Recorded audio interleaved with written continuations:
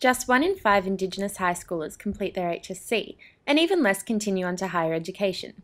One non-government organisation, which began in Redfern, is addressing the statistics directly. The Australian Indigenous Mentoring Experience, also known as AIME, is now halfway through its 8th year. The way AIME works, it's a structured mentoring program, working with volunteer university students as mentors and Indigenous high school students. It's very much like a youth-led movement, everything from its staff to its volunteers, and I think that the positivity and the two-way learning process, I reckon, is really rewarding, both for the university students that are predominantly non-Indigenous, learning about Indigenous Australia and what the students are, I guess, what life's like growing up, but also for the high school students involved. They're actually, while they're tagged as mentees, they're actually the teachers.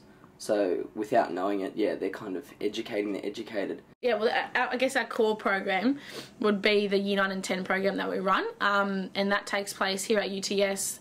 It runs for 15 weeks for an hour a week. Whilst we run that Year 9 and 10 program, we also run like an AIME Learning Centre, which is a homework centre at Redfern, which is open to all of our kids. The mentors, for the most part, are non-Indigenous, so it also is like a two-way learning process where the mentors are learning about Aboriginal culture. They may not have met a 15-year-old Indigenous kid ever in their life. I was 15 years old when I first got involved with AIME.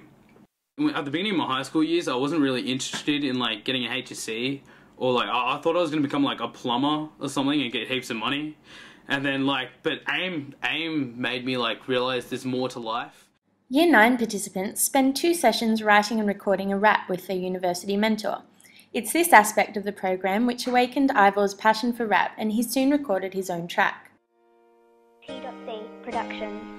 This is the land I was born and raised in, this romance, a tribal craze. On the coast of sand, feel the heat blaze. Fingers intertwined, hearts feeling so amazed. Nothing that we really do is that different. Like, you know, for instance, excuse me, we do like hip-hop where essentially it's poetry but like twisted into a cool thing. I think probably it's the edge, I guess, that we have. So and that comes with things like, well, our mentors are young mostly, like I'm relatively young, and Ads, who runs it as well, having Indigenous program managers running it too, like 2 Aboriginal people running it, because they often don't have, like, majority of them wouldn't have an Aboriginal teacher in the school. All of our resources are written by 20-something-year-old people. Not so long ago we're in school, so we can remember what it's like. JJ Cahill Memorial High School has 5 students participating in AIME this year. Aboriginal Programs Coordinator Brendan Lee says the program has certainly had an impact. My experience with working with the staff and mentors at AIME, I know that there's a lot of passionate people involved there, and I think that's always a really good start.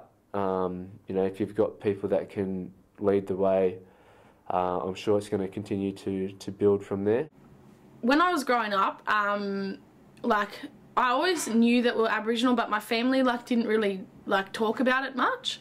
So for me, when I was at school, I always knew it, but I didn't, like, I guess, engage in like the Aboriginal programs and stuff, purely because things that had happened with my family and that they didn't really want us to engage with that side of our background, which is really sad. And looking back, I think if I'd had an opportunity like AIME, which had helped to strengthen my identity and stuff, I don't think I would have made half the mistakes in my life that I have. If it wasn't for AIME, I probably wouldn't have started my HSC.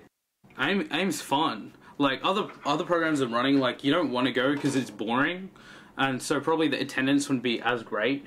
But AIME, like, you learn stuff and you enjoy it. So it's like a combination, it's a balance. In the past 5 years, the number of Indigenous students in higher education has jumped by more than 40%. Despite the increase, Indigenous students still remain underrepresented at universities, and the AIME program is hoping to engage more schools and more students in the next academic year. Blue future will shine forever in the rainy and the sunny and the stormy. Nicola Cooper for Mind the Gap.